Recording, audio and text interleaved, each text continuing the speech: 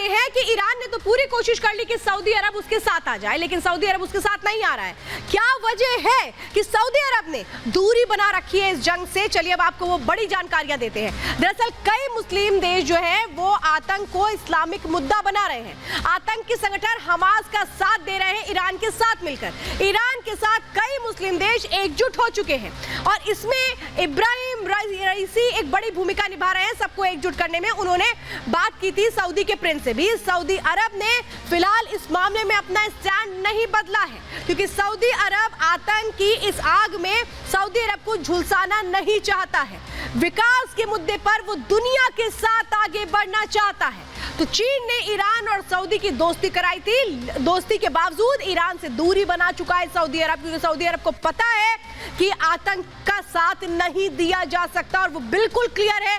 वो सोचता है तो अपने मुल्क की हिफाजत और अपने मुल्क की तरक्की के लिए। और आइए अब आपको दिखाते हैं गाजा की वो तस्वीर जो 7 अक्टूबर की सामने आती है। हो क्या रहा था आप ये समझिए, कैसे इजराइल में घुसने की तैयारी हो रही थी। देखिए 7 अक्टूबर का ये वीडियो आप देख रहे हैं। इस वीडियो में आप देख रहे हैं हमास के जो आतंकी है वो बर्बरता ढा रहे हैं। वो देखिए कैसे आगे बढ़ रहे हैं, फेंसिंग तोड़ करके आगे बढ़ी जा रही है, बाइकों से अंदर घुसने की कोशिश की जा रही है। दरअसल गाजा बॉर्डर के पास इजराइल ने फेंसिंग कर रखी है जिसे तोड़ना मुमकिन नहीं है। ये वो फेंसिंग है, तारों से फेंसिंग है जिसको तोड़ करके घुसने की कोशिश की गई थी। अब समझिए एक और बड़ी जानकारी, हमास के आतंकियों से ये हथियार बरामद किए गए। ये जितने भी आप गोले बारूद और राइफल्स देख रहे हैं ये बरामद किए गए हैं, मिसाइल्स बरामद की गई है। और हमास के जो आतंकी है ये जो हथियार बरामद किए गए, ये कहा गया कि उत्तर कोरिया के ये है, उत्तर कोरिया ने ये हथियारों की सप्लाई की थी, उत्तर कोरिया मदद कर रहा था। तो अभी आपने तेज तस्वीरें देखी कि कैसे किम जोंग उन वो अब हथियार सप्लाई कर रहे हैं, हमास का साथ दे रहे हैं। तो नॉर्थ कोरिया का ये तानाशाह कैसे हथियार दे रहा है, हमास को मजबूत कर रहा है। किम जोंग उन का नया चेहरा सामने आया। 7 अक्टूबर को इजराइल पर हमास ने हमला किया था।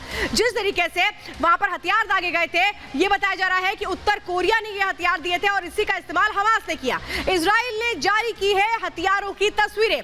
5-7 ये बताया जा रहा है F-7 रॉकेट दागे गए हैं और इसका इस्तेमाल किया गया है। जो किसने दिए हैं? नॉर्थ कोरिया ने दिए हैं। कंधे से दागा जाने वाला हथियार है F-7। उत्तर कोरिया पर हथियार सप्लाई करने का शक है। उत्तर कोरिया ने यह हथियार बेचे हैं और इस बात से इनकार किया जा रहा है उत्तर कोरिया की ओर से। लेकिन उत्तर कोरिया अब साथ कैसे निभा रहा है ये तस्वीरें सामने आती हैं। तो फिलहाल इस वक्त आपको बताया गाजा में जो हालात बने हुए हैं उसमें जरूरी है कि वहां पर मानवीय सहायता पहुंचाई जाए। और ये देखिए इस वक्त मिस्र ने जो राफा बॉर्डर है वो खोल दिया है अमेरिका के दबाव में। रूस ने भी बताया जा रहा है कि कैसे खाद्य सामग्री भेजी है और ये वो कोशिशें हैं कि कम से कम गाजा में वो लोग जो गाजा में रहते हैं लेकिन वो कैसे शिकार बन गए हमास का, कैसे हमास ने उनके कंधों पर बंदूक रख करके फायर कर दी, उनका इस्तेमाल किया है। और अब ऐसे में वो लोग जिनका कहीं कोई लेना देना नहीं है उनको कम से कम राहत पहुंचे, इसकी कोशिशें हो रही हैं।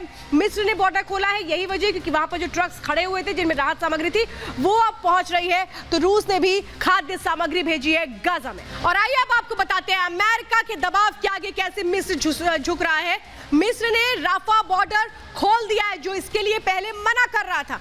अमेरिका के दबाव के बाद खोली है उसने अपनी सीमा। 2 दिन पहले तक वो कह रहा था कि राफा बॉर्डर हम नहीं खोलेंगे, हम किसी भी शरणार्थी को आने नहीं देंगे।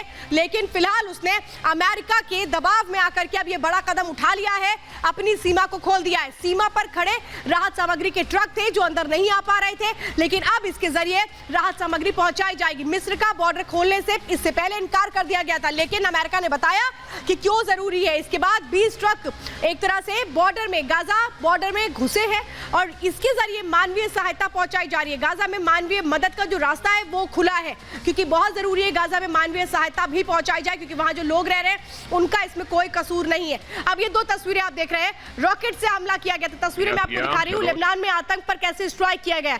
ये लेबनान में आप देख रहे हैं जो वहां पर जो आतंकवाद है जिसे हिजबुल्लाह प्रोत्साहन दे रहा है उसकी कमर तोड़ने की तैयारी। देखिए हिजबुल्लाह की ये जो 2 आतंकी हैं इनको ढेर कर दिया गया है। हिजबुल्लाह की ये 2 आतंकी ढेर होने के साथ हिजबुल्लाह को एक संदेश है कि वो आतंकवाद का रास्ता छोड़ दे, वो हमास का साथ देना छोड़ दे, क्योंकि इजराइल की धरती पर जो हमास कर रहा है उसके पीछे हिजबुल्लाह का भी हाथ है, क्योंकि हिजबुल्लाह उसको हर तरह का समर्थन देता है। लेकिन हिजबुल्लाह के आतंकी ढेर हो रहे हैं। ये 2 तस्वीरें जो ये रॉकेट हमला हुआ इसमें कौन ढेर हुआ?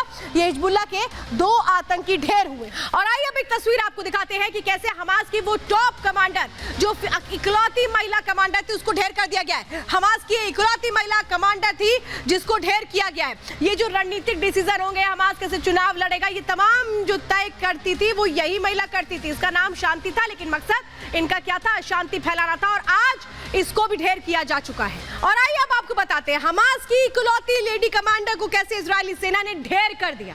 नाम तो इसका शांति था, लेकिन काम क्या था? अशांति। और अशांति का जो एजेंडा चला रही थी ये, इसको कैसे ढेर किया गया है समझिए। हमास के इकलौती महिला लीडर को ढेर कर दिया गया। इजरायली हमले में जमीला अल शांति की मौत हो चुकी है, मौत के घाट उसे उतार दिया गया। राजनीतिक ब्यूरो का कामकाज संभालती थी और ये बताती थी हमास को कि कैसे आगे बढ़ना है, क्योंकि हमास के लिए कहा जाता था उसने चुनाव भी लड़ा था। हमास का को फाउंडर अब्देल अजीज अल रंतिया की पत्नी थी, जिसको ढेर कर दिया गया क्योंकि हमास को ये लीड कर रही थी। अब्देल अजीज अल दूसरे एक तरीके से ये कहे तो इंफिदा में मारा गया था, और वो लड़ाई थी जो फिलिस्तीन के साथ हुई थी। 2004 में इजराइल ने रंतीसी को ढेर कर दिया था और आज 2023 में उसकी पत्नी को भी ढेर कर दिया गया है।